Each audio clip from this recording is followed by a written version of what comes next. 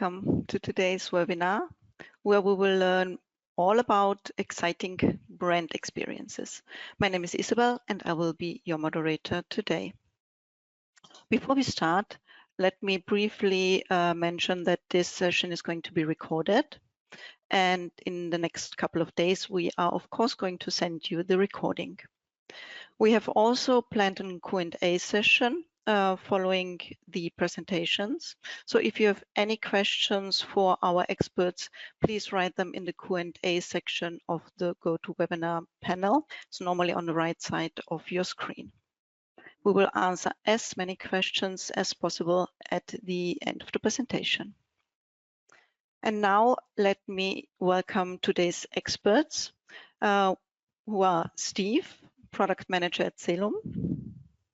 Hello, nice to be here. Hi, Steve.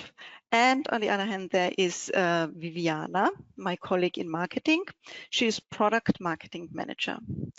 It's great to have you both here today. And to save precious time, Viviana, I will just hand over the power to you so that you can start with the presentation right away. Yes, thank you very much, Isabel, for the nice introduction, and welcome everyone. Just let me double check. Are you seeing my screen? Yes, we are. Perfect. So exciting brand experiences. What is it a big deal? And I would like to start with a story from my childhood. There is no brand that brings back so many happy memories from my childhood than Coca-Cola. I remember happy family gatherings, all being together, celebrating birthday parties, Christmas, New Year's Eve.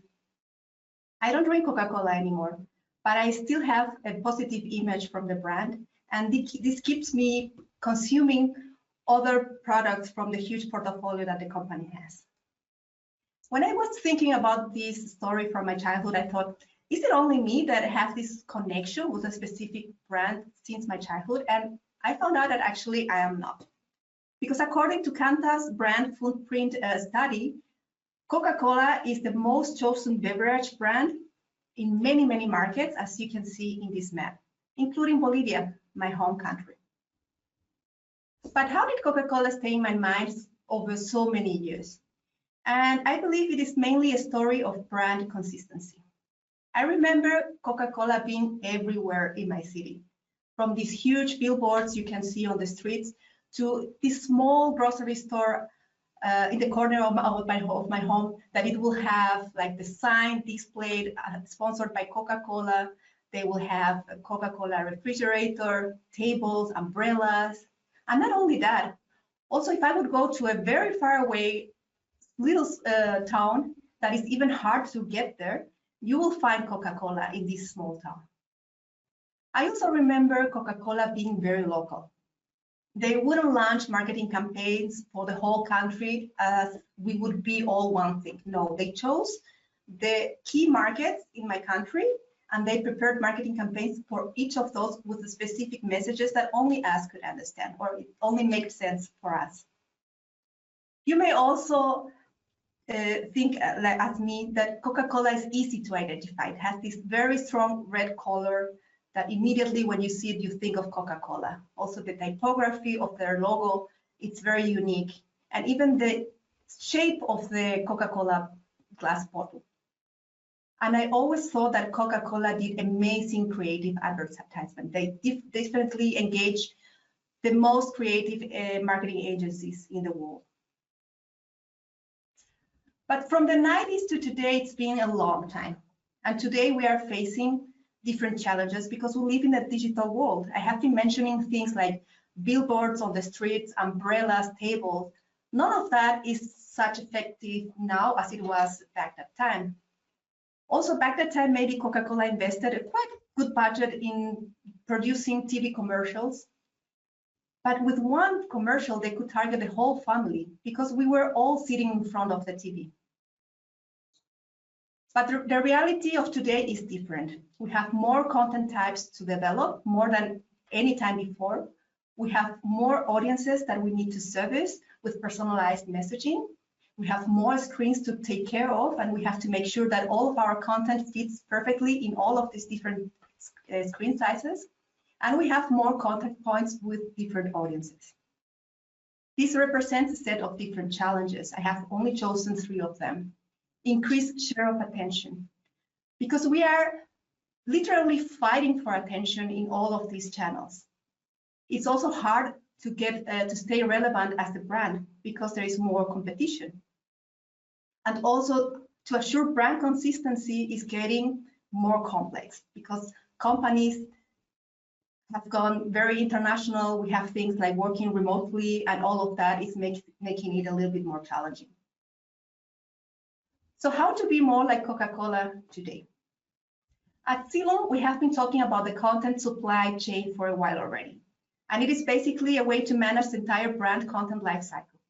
From creating your content in a collaborative environment to assuring that you have in place an efficient approval workflow to make sure that all your content is on brand, to being able to find and manage that content, having it stored in a single source of truth with assets that are rich in metadata, to being able to route and share that content through different channels through integrations.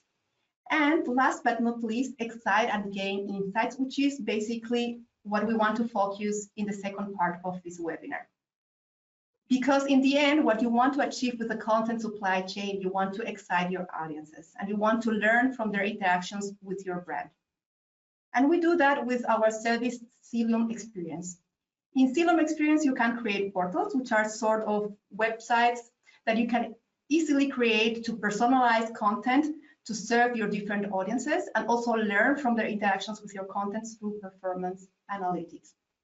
And for that, we have today with us Steve. He's a product manager of CELUM Experience. Welcome, Steve.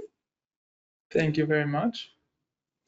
So before you start showing a live demo, I would like to ask you 2 short questions.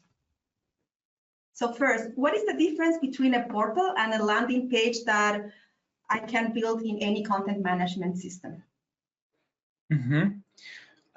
So first of all, a landing page, I would say, is more of a standalone web page designed with a concise goal in mind, and that's usually used in a marketing context. So there's usually a specific goal, not multiple pages on it, and the whole purpose is to trigger a conversion. So it has a clear focus and really wants to achieve something that is very narrowly defined, I would say. And while a portal can be used as such, it is really optimized to deliver product content in a simple, fast, and clear fashion. So that means it is broader and it's offering a richer and search-focused experience to help visitors when they are actually looking for something in particular and when they interact with product content, which we are, of course, all about. So yeah, I think the difference is this laser focus of a landing page that can be achieved with a portal as well, but we are really about finding the right thing, and so that visitors don't have to look long for the stuff they want to find. That sounds great. So let me go to my second question. Why would anyone want to build a portal? So we have identified 3 main use cases, but the possibilities are of course endless, as I mentioned in the previous question as well. Like, you can do whatever you want with a portal, but to really focus on what we have identified, I would say we can quickly go through those main ones. And once we take a look at our solution, the other ideas will probably pop up naturally. But the ones we have defined are these 3, and the first one are brand guidelines. Those are used to help you explain how to present your brand and what your brand identity is all about. We will actually also take a look at one when I start sharing my part, basically. The second use case is about sales portals that can help provide partners and sales teams, especially distributed sales teams in different countries, to conveniently access all this product-related content that I mentioned. And we also have identified that press portals are a big thing, and those are really used to provide PR and press content. We can actually also take a look at an example there if we have time later.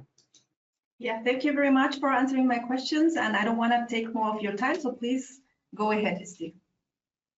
All right, thank you. So let's start with actually talking about what you can achieve with the solution we will take a closer look at in a second. So we thought that it makes the most sense to start from the end and really roll back on how we got there, basically. And we have just talked about a brand guideline, and this is exactly what we're looking at here. So with portals, you can really make sure that you have a place where your brand is being understood, and where you can really write a story about the identity that you want to convey. And let's just go through it a little bit and see what the brand guideline can really offer. So at the top, of course, we have created a brand actually that we are showcasing here. It's not a real brand, but we called it the tools brand. And it has different languages on top. So you can, of course, there's not only German and English, but you basically have a language speaker to always switch to a language that you need. And most brand guidelines have some sort of statement. So in this case, this is just examples, but as you mentioned Coca-Cola before as well, Coca-Cola, although changing over the years, always had a clear mission statement, and this is something that you would communicate here. So it starts very simple. There's always some text and an image if you want to look at it a little bit more technically. And what's really important, not only for a brand guideline, but in general, when you are presenting a lot of content, is that you can find stuff quickly. And this is what we are scrolling to here, basically. And this is one of the most powerful widgets that we have within a portal, and it's called Asset Gallery. Steve, I have to disrupt, and we are seeing only half of the screen. Is that better? Oh, that's much better. Okay, perfect. Thanks for letting me know. So you've only seen half of an asset gallery now. This is the whole thing. And what's really important here is that you can find things, as I said. Findability is kind of the keyword here. And we can take a quick look at how that works. We will also see how it can be built, but from a visitor perspective, which we are all at the moment, you can use these facets. This is just a specific type of filter to really find what you need quickly. So let's say I'm looking for an image. As I'm part of this company, presumably part of this company, even if I'm not, of course, I could know these things, but for the purpose of this presentation, let's say I know exactly who is the content owner that I want this image from. And then I know, okay, I want a specific tool. Let's say it's a wire cutter. And although this looks very simple from the outside, which is the whole purpose of the thing, so as a visitor, I don't care about what's happening in the background. I just want to find stuff quickly and download it. It is quite a unique capability that we can take all the metadata that is living in the DAM system, which we're basically sitting on top of, and repurpose it to be used as a filter. And I think this is a very powerful capability. We will take a look in a second how exactly it is being built, but you can see with 3 clicks, I'm on one specific asset out of all of these assets that I saw in the beginning. So there's 106. It could be thousands, of course, and I don't want to go through or have to know the name of the asset that I'm looking for. There might be other factors that help me search it, and I, as the person building this portal, that is the perspective we're going to switch to in a second, I would have an easy time to build these filters to make sure you find what you need. So this is the asset gallery, and underneath, as most brand guidelines, there's a definition of how the logo can be used. Viviana mentioned it in her example as well. It's of course very crucial that the typography, the colors that can be behind the logo are well defined to really always trigger the same recognition of that brand, and don't deviate and lose this consistency that you're always thriving for as a brand. And then, yes, you can of course also define this exact typography, not only for the logo, but for the writing that you are using, and different standards for the colors as well. So this is really a classical brand portal, and I just wanted to show you how that looks like. By the way, at the very end of this brand guideline, as this is an example, we are also offering that you can start a demo. So in this regard, you could actually see this as a mix of a brand guideline and a landing page, just to prove that you can do that with a portal as well. And when you click on that link, you're basically landing on our own website and are able to book a demo. So all of this can be done. Now let's take a look at how we're actually doing this. As I'm not, or I don't want to assume that everyone here has used our solution or has seen our solution from the inside, I'm just going to quickly touch on what we're seeing on the user interface before we're actually creating a new portal. What you can see here on the left-hand side is the system bar, showing the different domains that we have, so different functionalities that are part of our solution, basically. And content is really the starting point. This is where the content is managed. This is where it all starts, basically, where the metadata is assigned. And this is really the DAM system, so the core, I would say, of the system. But it is not made for anyone to navigate there. So this is more of an administrative view on things. And to build a portal, you simply have to select some content from here. We will not go through all the steps because we really want to focus on the experience part today. But what you're doing up front is simply to choose some assets or folders or whatever you want to go by. We have tons of different ways to filter. So that can be decided there. And based on that, you basically have a selection of assets. And this selection we are calling libraries. So once you've created them, they are appearing here. And I think that's all the context we need so far to know what is the precondition for a portal. I don't want to miss out on also mentioning our work solution, which is basically a collaboration tool. So you can really manage workflows very well there. It's completely integrated in our system, and it allows you to manage approval processes, but also any other workflow. And this is a very capable feature as well. But today we will focus on experience, as mentioned multiple times now. So let's start by creating a new portal. Everything starts with a name for us. So let's just call this the webinar portal. And what you're seeing here is a very simple user interface. That's the whole point. Anyone should be able to create a portal. You shouldn't need any design skills, let alone coding skills, of course. And once you put in a name, you can also, you can do that right away as well, but we start with the name and then I'm gonna just switch to the right in the reading order. And this feature allows you to invite other people to curate this portal. So basically people to collaborate with you on this portal. In this case, I'm gonna invite you, Viviana. And you can see as long as I'm alone, there's no other person shown, but once I invited Viviana, we can see all the people who are collaborating here. And under the name, you can see two options here. One is public and one is protected.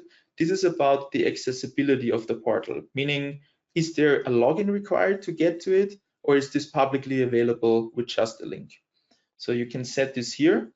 And the third thing that you see underneath here is a design theme. We will look at how a design theme is created a little bit later on, but what's important for now is once a design theme is selected here, I have to follow, as the portal curator, the standards that have been defined there. So another person, or maybe it was me as well, but someone has created this theme to really outline the boundaries of where I can go in terms of design. So the typography, all the things that we have basically went through, what we've gone through in the tools brand guidelines here, can be defined in here, so that I as a curator don't even have to look these things up. I don't have to go anywhere else. I can be sure that whatever I'm doing is kind of within these constraints. Although I can still build the portal in any way, I cannot pick the wrong colors. I cannot pick the wrong typography. So I can really be sure, and also the rest of the company, that I'm following the corporate identity one-to-one. And that's of course a huge benefit for a company, and especially allows basically anyone to create a portal instead of a designer who knows exactly what the standards are they need to follow. So this is what we're seeing here. The next step is to just choose a library. This is this selection of assets that I mentioned before. We will just go with the with the library that's called brand assets. And once this library is selected, which by the way already has the metadata defined, so this is why we have this separate step on the system bar in the libraries creation process, which is like a 1-minute process where you're selecting the scope and then defining the metadata. It's already decided what metadata will be used, so we don't even have to do that anymore. And once I hit create, I'm entering our designer. In the beginning, this is of course empty because we haven't even started now, but you can see that one of the first steps here is that I'm gonna decide which languages this portal will be available in. So I've chosen English and German, and that's also sufficient for me for now. I can choose a background for the entire portal. So I can either upload this from my own device or I can select it from another source, but for now I'm happy with what we see here. And I can, of course, also decide what is actually shown on this browser tab title. In addition, I could add a disclaimer that has to be confirmed before entering the portal. But today we really want to focus on how this thing is designed. So let's actually start with the header here on the very top. And of course, most websites want to show quite quickly which brand they are communicating. So I will quickly upload a photo from my desktop, and I can see in the preview you will not see so this is a system dialog that opens, and you will not be able to see this, but I will be quick and just choose the logo. And now that I'm returning, you can see there's a loading process here, and the logo is uploaded into the header. So I can simply add this tools brand logo, and that's all I want to do for the header. I could, of course, change the opacity of some colors. I could give another background to the header, but for now I'm happy with this white header on top. And just to quickly touch on what this design theme is doing, if I would want to change the color here, you can see that I cannot change any color. I don't have a color picker or anything. I'm limited to the colors that are part of this design theme, and that's the whole purpose of it. So I cannot really go wrong. I can only move around with it within this color palette that has been predefined before I even start designing this portal. So let's start by deciding the layout of this first section that we're creating here under our header. And I want to go with 2 columns here. And actually we will kind of copy this already finished portal, because then we don't have to, I don't have to invent text now and be a lyric, but I can take things from here, at least the text, and we have something to go by. So you saw that there's 2 columns there as well. There's a text on the left side and an image on the right. So let's just add a text widget here. This is a placeholder for now, and then also an image. And in order to add the text, it's very simple. Of course, I could start writing here, but I will actually take the text from here and just copy it. I can, of course, copy this from anywhere. And what's important here is there is tons of different typographies out there. There's many different ways to define a headline, but I can simply choose between these presets because, as I mentioned, there's a design theme applied. So if I go for headline 1 and I paste this text, it's taking exactly this predefined standard. I cannot really deviate in any way. And when I'm moving down, it's automatically switching to body, and that's exactly what I want to put here. So this is the body of the text. And as the design theme I'm using is the same one of this tools brand, it will look exactly the same without me having to think much or add any additional effort in finding the right text and so on. For the image here, we will not upload something this time. We will actually select it from another source. In this case, the sources that we have here, are the design theme assets. So these are the assets that are kind of packaged onto the tools design theme, but I want to take it from the library that we have connected in the first step. So we can take any of these here. Let's maybe go with that one. And once I select it, you can see it's being loaded into here right away. Of course, I don't have to go for the original variant here. I can make it smaller and so on. I can, of course, also change how these things are aligned, but I think all of these are given. We don't have to go much deeper there. what I also want to add now is an asset gallery. And this is the feature that I think is the most powerful, because it actually has a lot of functionalities that allows your visitors to find stuff. So once I add this asset gallery, it automatically takes the assets from the library we've already connected, and I can decide if this asset gallery is basically infinitely scrollable, meaning that all the assets that are in there are underneath each other. What's also important is there can be dozens of libraries feeding into this. I've only selected one, but we could have multiple that feed into this asset gallery as well. So for now we have these 21 assets, so I don't really have a problem if it scrolls until the end, because it doesn't take that much space. But I could decide that I want this to be paginated, meaning that we're only showing 3 rows, and if you want to see more, you have to click the load more button, which also allows you to put stuff underneath that is not blocked by all the content in between. But what I really want to show you here is that once you start out, you already have one filter, and that filter allows you to go for the content type and the size. So there is nothing you have to do to go with that. That works out of the box. But the cool thing is that you can easily add more filters. And this is a tedious process if we're not using our solution. But in our case, you can really just add this category. You can add a name for it in all the languages that you have selected.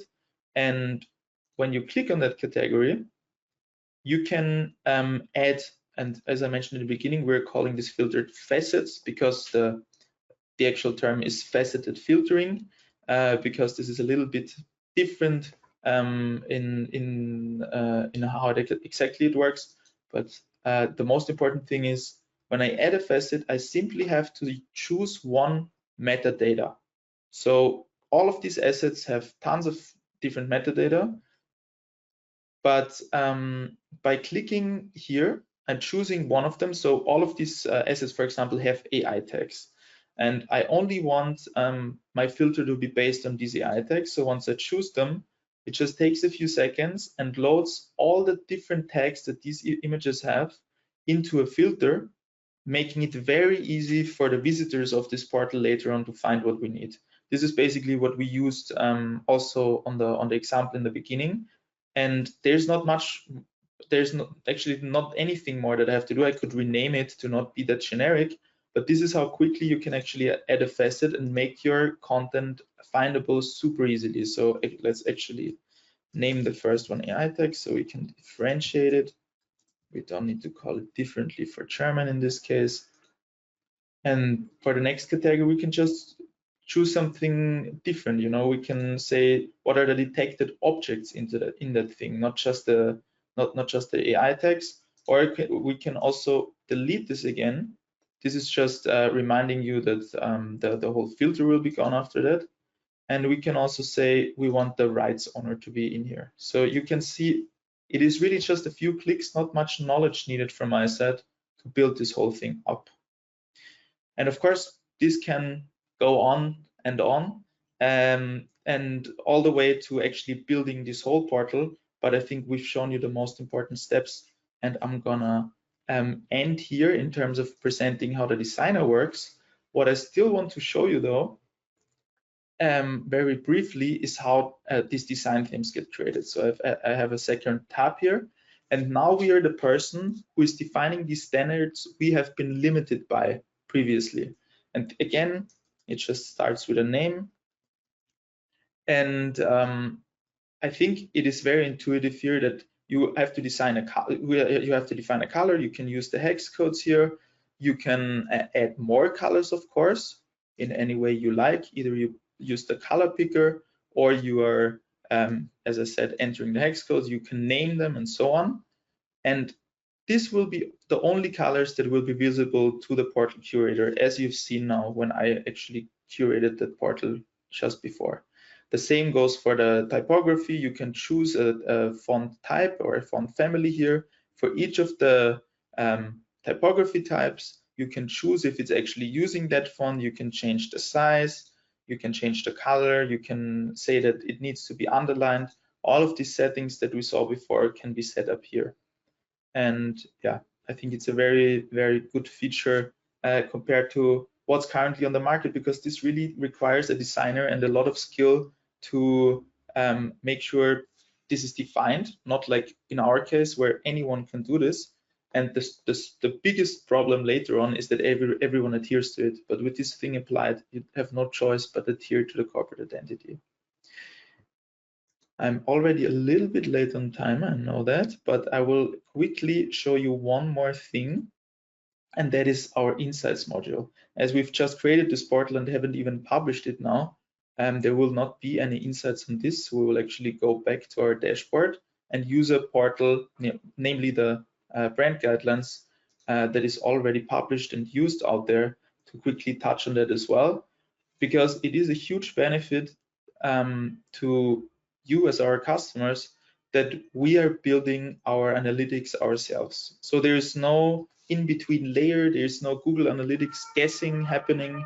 We have built this ourselves. So this is absolutely accurate in terms of showing you how many visitors have been on your portal, the different, the ratio between the new and returning visitors, and all the other very important page metrics that you need to analyze how your portal is used.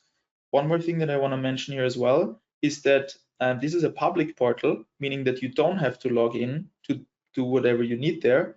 This is why we are, of course, not able, we are GDPR conformed, so we're not identifying the users there. But should this be a protected portal, you could actually see specifically who has interacted with your content. You can see who downloaded it, what exactly did they do, and what works on a public portal just as well as on a protected portal is that you can check which assets are the best performing. So you can see some assets have been removed here, but out of the ones that are still on here, I can see that the color picture that is showing the different colors that can be used behind the logo is obviously the one that is viewed the most, and in terms of usage, it also has the highest score. So you can of course filter to different time frames and regions and also languages, but it was important to me to show you that part as well, because there's a huge difference of running a third-party app to trying to analyze a page of yours, or using the same solution as the provider who has built the site itself. And I think that's really something that can be used by anyone running a page wanting to know how to make it better. And I would say that that's it from my part. I'm gonna hand over to you again, Isa. Perfect, thank you. Steve, that was really interesting. And Viviana, thank you for the very nice introduction into the topic. I really liked the example with Coca-Cola, and yes, everybody knows it, and I am just as you. Always when I see the logo, I have some memories of actually barbecues in summer in our garden. So I think it worked really nicely. We do have a couple of questions. I will start with the first one. It actually relates to the insights, Steve. Does the search data show failed searches as well, and what the user actually typed? What the user typed, yeah. Exactly. It does show failed searches. It's basically a comparison between which searches yield a result and which doesn't.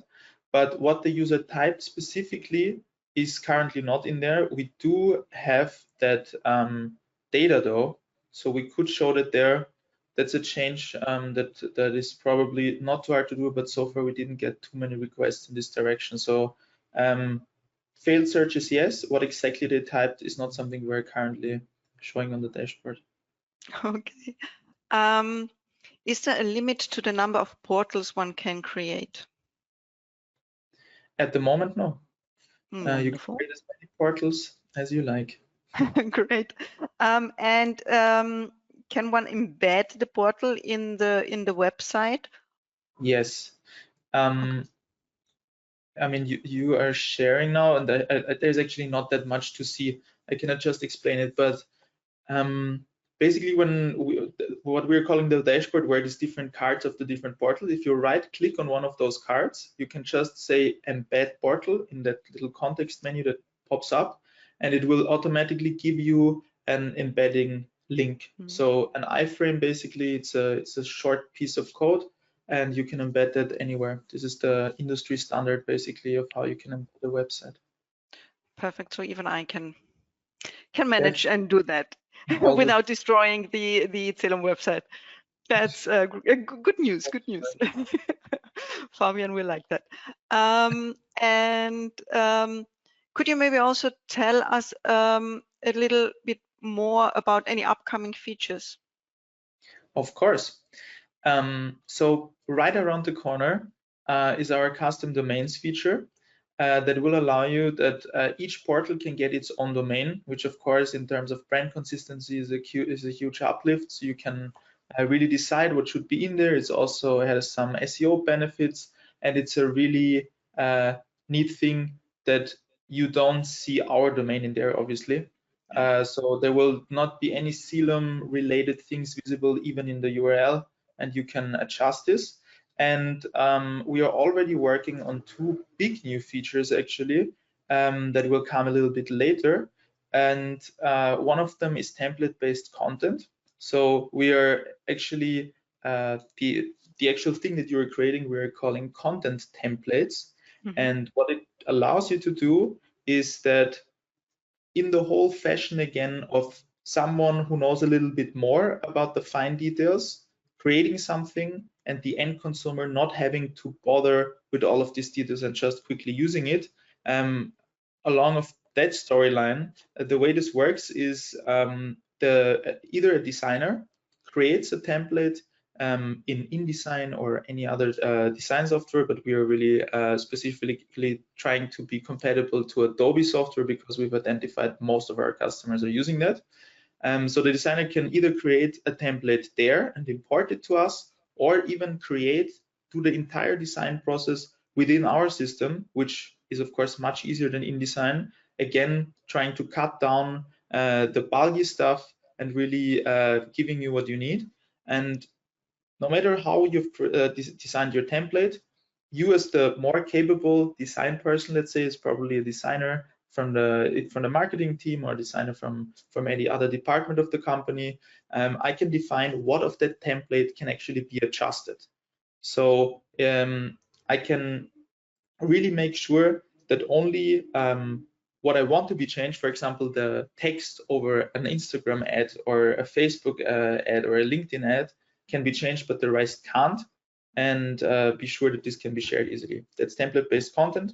And the second big feature is multi-page portals, meaning that the portal can not only have one page, and that makes, of course, gives you much more opportunity to actually distribute your content, make it even better to consume, and also allows you to restrict specific pages while not doing this with others. So you might have a page that is visible to everyone, and then have some pages that are restricted to only a certain audience. Oh, perfect. Sounds cool. So our head of design is going to be very happy that I will not be able to change any of his templates in the future using I'm using for social media. So bad luck for me, but good for him. Standing in for all the designers in the world, yeah, definitely. Yeah, schade. Not the designer, right? It's also hard to, if you're not a designer, which I'm not either, to really get all the details of this complicated This is true. This is true. That's maybe why he doesn't like me to do it. Anyways, I have one more question here, which I think can be answered shortly. All the rest we will answer in written form together with the recording. And the one says, do the assets in a portal follow the availability set in the DAM? So if an asset is made not available, it will also automatically be removed from the portal. Is this right? So in our DAM system, there's different availability settings, but I think it makes sense to take that question with us and answer it specifically for those different settings. because not all of them have the same effect, but there are ways and settings that you can set in the DOM so they disappear from the portal. Yes. Perfect. So the detailed information will send in written form. Yes, for sure. Super, perfect. That's great. So as we have taken a little bit longer than planned, I will skip through this very, very, very fast, even though it hurts my heart. But it would be great if we could meet up in Düsseldorf at our Markenfest, at the Markenfestival, where we have a CELUM forum actually, where it's going to be all about brands as well. MGK, also Michael Kreftner, our CEO, is going to be there. He's going to give a keynote. We have 2 customers presenting their use cases there. We have a very interesting panel discussion, and we have a couple of free tickets to give away. So if you contact me, I am very happy to provide you them, but you have to be fast. They are very limited. And then we have another very interesting webinar coming up with our customer Mölnlycke.